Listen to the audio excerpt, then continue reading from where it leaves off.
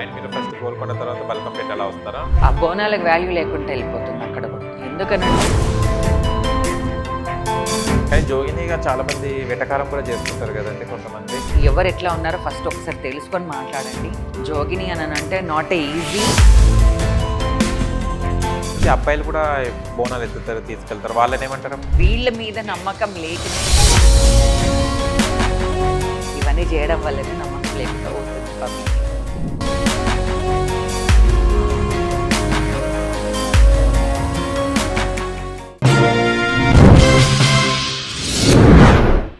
Hi hello నమస్తే, welcome to social post. నేను మీ యాంకర్ పప్పు. ఇంకా మా ఛానల్ని సబ్స్క్రైబ్ చేసుకోండి మళ్ళీ కొత్త ఇంటర్వ్యూస్ కోసం, ఓకేనా? ఈరోజు మనతోని స్పెషల్ గెస్ట్ ఉన్నారండి. ఆ గెస్ట్ ఎవరో కాదు, మన జోగిని వైష్ణవిదేవి గారు మనతోని ఉన్నారు. బోనాలు అంటేనే జోగిని లేని బోనాలు జరగదు, కాబట్టి ఎక్కడ చూసినా కూడా జోగిన ప్రస్తావన వస్తుంటుంది. కానీ వైష్ణవిదేవి గారు స్పెషల్ దీనికి. అండ్ బోనాలు అంటే ఏంటిది, అండ్ వైష్ణవిదేవి గారు జోగినిగా ఎప్పుడు మారారో తన మాటలు తెలుసుకోవడానికి ప్రయత్నిద్దాం. నమస్తే అమ్మా. నమస్తే. అండ్ మీరు ఫస్ట్ గోల్కొండ తర్వాత బల్కంపేట ఎలా వస్తారా? అవును, ఎక్కడెక్కడ అవుతుంటే అటు అక్కడ వచ్చేస్తారు. వెళ్తాం. అప్పుడు బల్కంపేటలో ఏంటని అంటే ఒక బోనాలకు అనేది ఒక వాల్యూ అనేది ఉండే. ఇప్పుడు ఆరు బయట అంటే కళ్యాణంకి జనాలు ఎక్కువయ్యారు కాబట్టి ఇప్పుడు బయట కళ్యాణం చేస్తున్నారు. ఆ బోనాలకు వాల్యూ లేకుండా వెళ్ళిపోతుంది అక్కడ కూడా. ఎందుకనంటే అన్నన్ని కిలోల బరువు పెట్టుకొని మా సొంత ఖర్చులతో బోనాలు చేస్తుంటే రోడ్ల మీద ఎక్కిస్తున్నారు బోనాలు. ఇది ఎంతవరకు కరెక్ట్ అర్థం కాదు. ఎందుకనంటే చాలా ఇప్పుడు ఎవరైతే ఈ ఎండోమెంట్ డిపార్ట్మెంట్ ఉన్నారో వాళ్ళు ఒకసారి అమ్మవారి తరఫు నుంచి ఆలోచన చేస్తే బాగుంటుంది.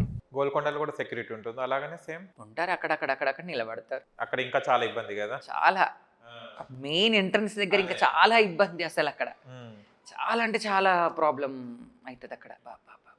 అది ఇంకా క్యూర్ కాలేదు. బోనాలకు ఒక సపరేట్గా అక్కడ 2 గేట్లు ఉంటాయి. ఒక గేటు బోనాలకు ఇచ్చేసేయాలి, ఒక గేటు పబ్లిక్ ఇచ్చేయాలి. అదే గేట్ల నుంచి బోనాలు రావాలి, అదే గేట్ల నుంచి అందరు వెళ్ళాలి అని అంటే కూడా కష్టమే అక్కడ కూడా.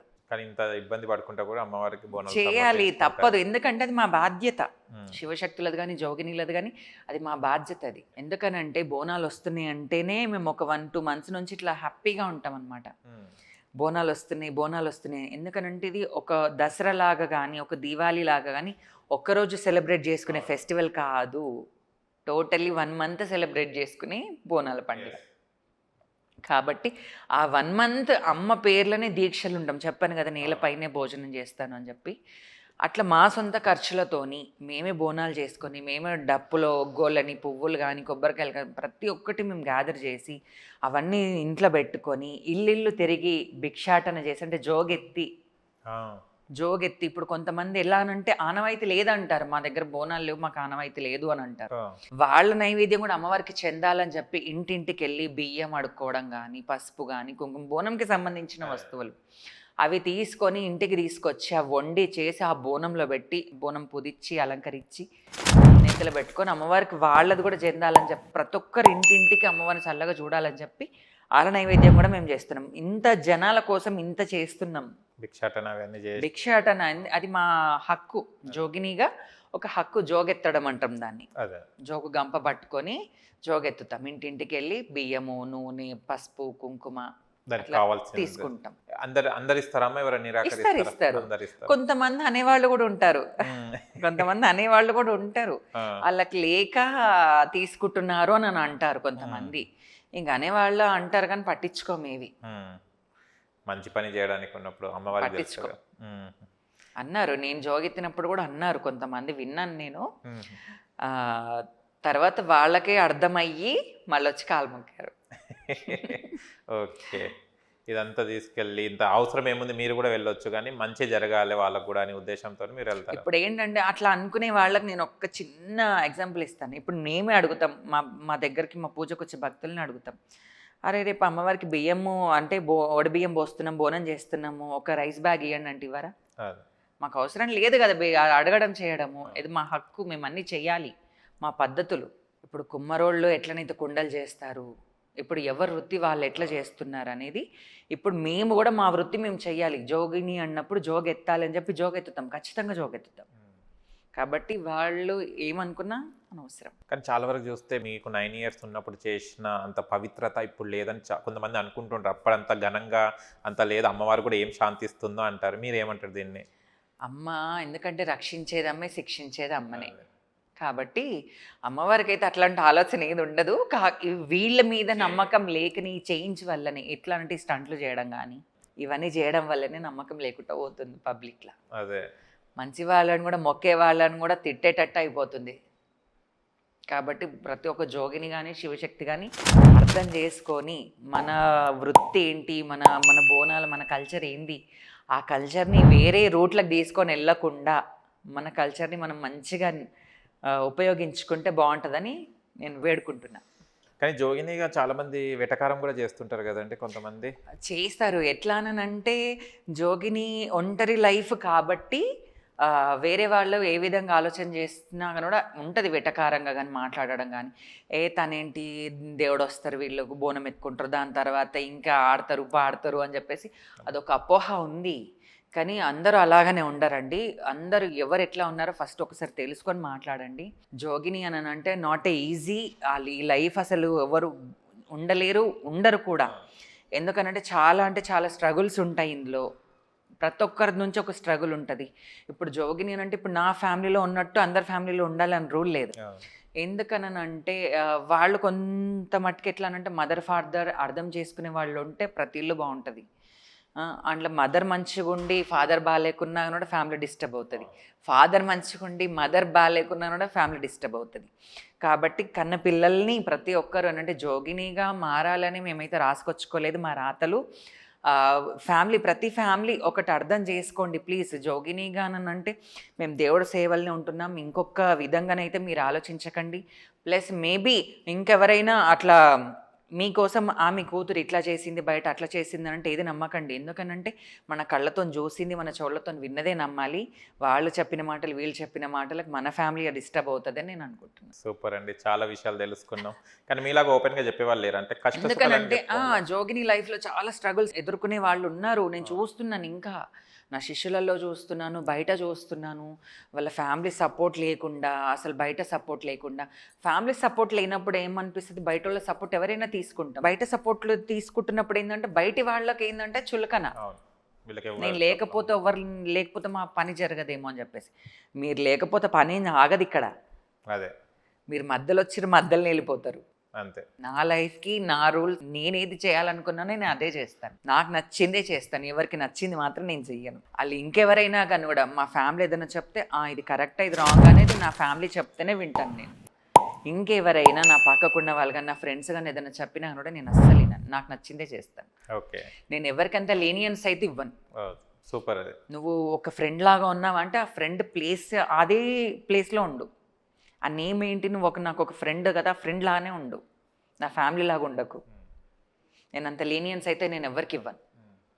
ఇప్పుడు కొంతమంది జోగినీలు ఏంటంటే అట్లా లీనియన్స్ ఇచ్చేసరికి వాళ్ళ లైఫ్తో ఆడుకుంటున్నారు, వేరే అబ్బాయిలు కానీ ఇంకెవరైనా.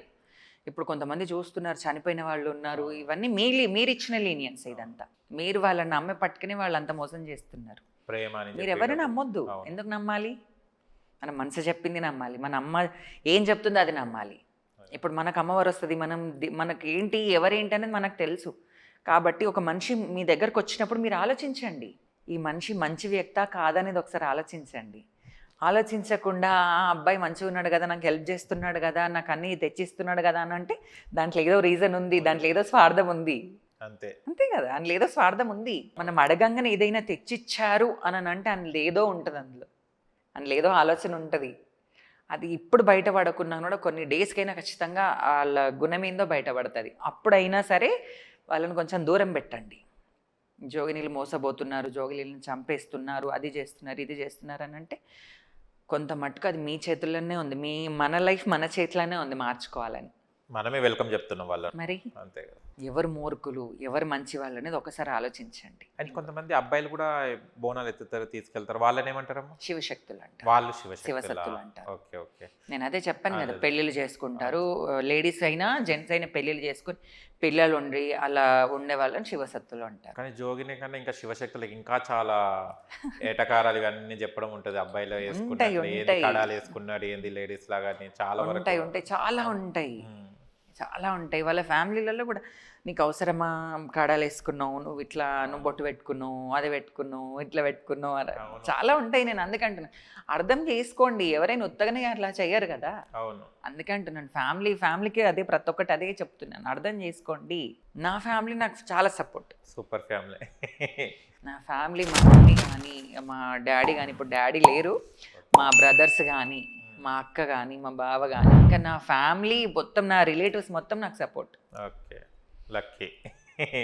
నేను అందుకే అంటున్నాను, ఇంట్లో గెలిచి బయట గెలవండి అంతే. కానీ ఎంత కలిసినా కూడా బయట వాళ్ళు, ఇప్పుడు పేరెంట్స్ కూడా ఎవరు పొల్యూటెడ్ కారు ఉట్టిగానే, అరే నా అబ్బాయి పోతుంది, మా అమ్మాయి పోతుంది అని సంతోషపడతారు. కానీ బయట నైబర్సే పిన్నులు పెడుతుంటారు, అప్పుడు వీళ్ళు చేంజ్ అందుకని అయిపోతారు. అన్నాను, ఏదైనా కానీ కూడా మన చెవులతో విన్నది, మన కళ్ళతో చూసిందే నమ్మండి. మీ కొడుకు అక్కడ గాజులు వేసుకుండు, మీ కొడుకు ఇట్లా చీరలు కట్టుకుండు, మీ అమ్మాయి వాళ్ళ బండెక్కింది, మీ అమ్మాయి ఇలా బండెక్కింది, ఇలాంటివి నమ్మకండి. మనశ్శాంతి ఉండదు, వాళ్ళ అంతే మీద కదా. ప్రేమ ఉండదు. వాళ్ళు అప్పుడు ఏంటంటే ఫ్యామిలీలో ఒక డౌట్ రేజ్ అయిపోతుంది. అట్లనా, అట్లుందా అనేది, అది ఇంక పెద్ద గొడవ అయిపోతుంది. అది ఒకసారి అర్థం చేసుకుంటే సరే అని మీరు లైట్ తీసుకుంటే ఫ్యామిలీ అంతా ఓకే ఉంటుంది. హ్యాపీగా ఉంటుంది. ఓకే, నైస్ అమ్మా, చాలా హ్యాపీగా ఉంది. Thank you. ఓకే, ఈసారి బోనాలకి ఏం చెప్తారు మీరు చెప్పండి భక్తులకు? భక్తులకి ఏంటనంటే, అమ్మవారు అన్నప్పుడు భయం ఉండాలి, భక్తి ఉండాలి. ఈవినింగ్ టైంలో మీరు పలహారం బండ్లు తీస్తున్నారు, తొట్టెంలో తీస్తున్నారు, పోతరాజులు వస్తున్నారు. కొంచెం ఏందనంటే, పలహారం బండి తీస్తున్నారనంటే ఏదో గొప్ప కాదండి, అది అమ్మవారి భక్తితో తీయండి. మీరు ఏదేదో మీ ఎంజాయ్ మీరు చెయ్యొద్దని అని అంటలేను, కానీ అమ్మ కూర్చునే పలహారం బండ్ల మాత్రమైతే మీరు ఇంకేంటివో నేను చూస్తున్నాను. అవి అపవిత్రం మాత్రం చెయ్యకండి. ఆ గొడవలు కానీ అలాంటివి కానీ అవి చెయ్యకుండా, అమ్మవారు మీరు ఎంత గ్రాండ్గా అమ్మవారిని వెల్కమ్ చెప్పి మీరు ఇది చేసి పలహారం బండ్లు తీస్తే అమ్మ కూడా మిమ్మల్ని చల్లగా చూస్తుంది. మీరు కూడా ఇది చేయండి. ఎటువంటి గొడవలు కానీ ఎలాంటి అవాంతర సంఘటనలు జరగొద్దని నేను కోరుకుంటున్నాను. థ్యాంక్ యూ సో మచ్ అమ్మా. Thank you so much. చూశారు కదా ఫ్రెండ్స్, మీకు గనక మా వీడియో నచ్చి లైక్ చేయండి, షేర్ చేయండి, కామెంట్ చేయండి, సబ్స్క్రైబ్ ఛానల్ అక్కడ గంట సింబల్ టంగును కొట్టి. నేను మీ యాంకర్ పప్పు. Bye bye.